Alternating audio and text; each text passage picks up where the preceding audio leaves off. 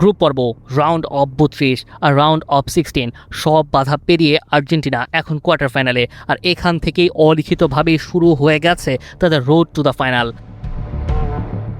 জানানোর চেষ্টা করব পুরো বিশ্বকাপ জুড়ে মেসিদের গেম প্ল্যান কেমন ছিল, সাথে সুইজারল্যান্ড ম্যাচটা আর্জেন্টিনার জন্য ঠিক কতটা কঠিন হতে চলেছে, কিংবা সেমি বা ফাইনালে সম্ভাব্য প্রতিপক্ষরা আর্জেন্টিনাকে ঠিক কতটা চাপে রাখবে এবং সে চাপ পেরিয়ে Argentina back to back champion হতে পারবে কিনা তার সব কিছু নিয়েই।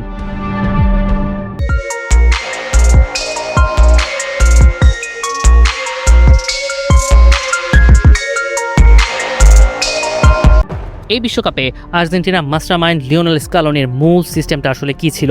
প্রথম কথা, এই বিশ্বকাপটা মোটেও 2022 বিশ্বকাপের ন্যায় আর্জেন্টিনার জন্য সম্পূর্ণ নিয়ন্ত্রিত বিশ্বকাপ ছিল না, বরং বিশ্বকাপের প্রতি ম্যাচেই লিওনেল স্কালোনি ম্যাচের মধ্যেই নতুন নতুন সমাধান বের করতে চেয়েছেন।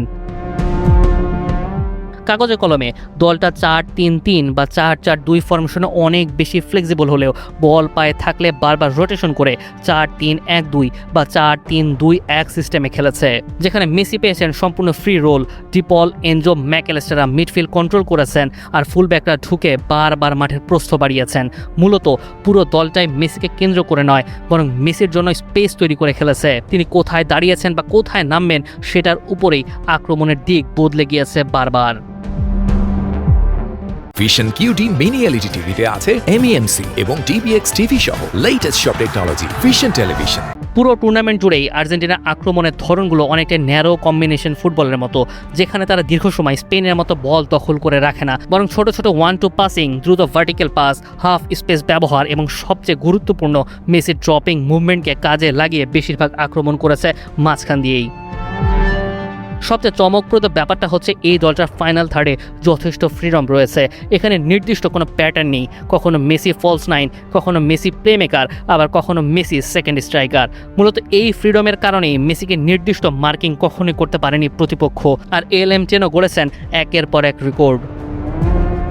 তবে সবচেয়ে বড় প্রশ্ন, আর্জেন্টিনা আসলে কোন টোটকায় বারবার কামব্যাক করেছে? Cape Verde match, Egypt match, back to back comeback. এর ক্রেডিট অবশ্য আর্জেন্টিনার কোচ স্কালোনিকে দিতেই হবে। সিস্টেম বদল, প্লেয়ার চেঞ্জ, মেসির পজিশন বদল, ফুলব্যাকদের টেনে তোলা, যখন যা প্রয়োজন তা সবই করেছেন এই মাস্টারমাইন্ড। আর সবচেয়ে বড় কথা, আর্জেন্টিনা প্যানিক ফুটবল খেলেনি, প্রচণ্ড চাপেও লং বলের বন্যা না দেখিয়ে বরং একই কম্বিনেশন ফুটবলটা খেলেছে। এটাই আসলে আর্জেন্টিনার এই দীর্ঘ পথ চলার এক্সপিরিয়েন্স, একেই বলে বড় দল।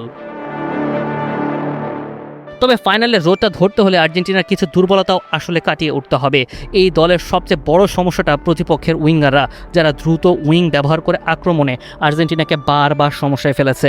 ফলে ফুলব্যাকরা মাঝে মাঝেই তাদের পেছনে বড় স্পেস রেখে দিয়েছেন। মূলত খুব অল্প শট অন টার্গেটেই আর্জেন্টিনা বারবার এই বিশ্বকাপে গোল কনসিড করেছে। এখন কোয়ার্টার ফাইনালে সুইজারল্যান্ড আসলে কি সমস্যায় ফেলতে পারে? প্রথমত সেই চিরাচরিত কম্প্যাক্ট ব্লক তো থাকবেই, সাথে ফিজিক্যাল ফুটবলের মুখোমুখি হতে হবে আর্জেন্টিনাকে। আর এই ধরনের ম্যাচে যখন আর্জেন্টিনা গোল হজম করেই চলেছে, তাই দ্রুত প্রথম গোলটা করা খুবই গুরুত্বপূর্ণ। এদিকে অনেকটাই পরিষ্কার যে এই বিশ্বকাপে আর্জেন্টিনা সেন্ট্রাল করিডোর দিয়েই খেলে চলেছে, সেখানে সুইজারল্যান্ড অবশ্যই তা বন্ধ করে দেবার চেষ্টা চালাবে। তাই উইংয়ের ব্যবহার করতেই হবে খুবই ক্রিয়েটিভভাবে। এই ম্যাচটা পেরোলেই পরের ম্যাচ ইংল্যান্ডের কিংবা নরওয়ের সাথে, যেখানে ইংল্যান্ডের বিপদগুলো আসলে সেট পিস, ফিজিক্যাল ফুটবল আর হ্যারি কেনের ফিনিশিং। অন্যদিকে নরওয়ের বিপক্ষে তাদের একটি ক্রস, একটি ট্রানজিশন আর হাল্যান্ডের একটা এলোমেলো গোলেই হয়ে যেতে পারে সব কিছু শেষ। আর এসব কিছুই যদি মেসিরা পেরিয়ে আরও একবার বিশ্বকাপের ফাইনালে পৌঁছায়, তবে সেখানে স্পেন কিংবা ফ্রান্স নিশ্চিত যে কেউ হতে পারে বিপজ্জনক প্রতিপক্ষ। যদি সেটা হয় স্পেন, তবে আর্জেন্টিনাকে খুব সম্ভবত অনেকক্ষণ বল ছাড়াই খেলতে হবে। আর ফ্রান্সের সামনে তাদের উইং স্পিড, স্কোয়াড ডেপথ সত্যি বিশাল চ্যালেঞ্জ। সব মিলিয়ে এই হচ্ছে আর্জেন্টিনার বিশ্বকাপের মানচিত্র, যেখানে একের পর এক রেকর্ডে মেসি যখন উঠছেন, ঠিক তখন এই দলটা নিয়ে আশা ভরসার কোনো কমতি নেই। আর ওই যে ফুটবলে কিছু অবধারিত ভুল আছে, কিছু ভুলের মূল্য একটি গোল, কখনো কিছু ভুলের মূল্য একটি ট্রফি। আর আর্জেন্টিনার বিপক্ষে সবচেয়ে ভয়ঙ্কর ভুল হলো মেসিকে শেষ ভেবে নেওয়া। সুতরাং আর্জেন্টিনার রোড টু দ্য ফাইনালের পথে প্রতিপক্ষরা সাবধান। মনিম শাহরিয়ার, ৭১।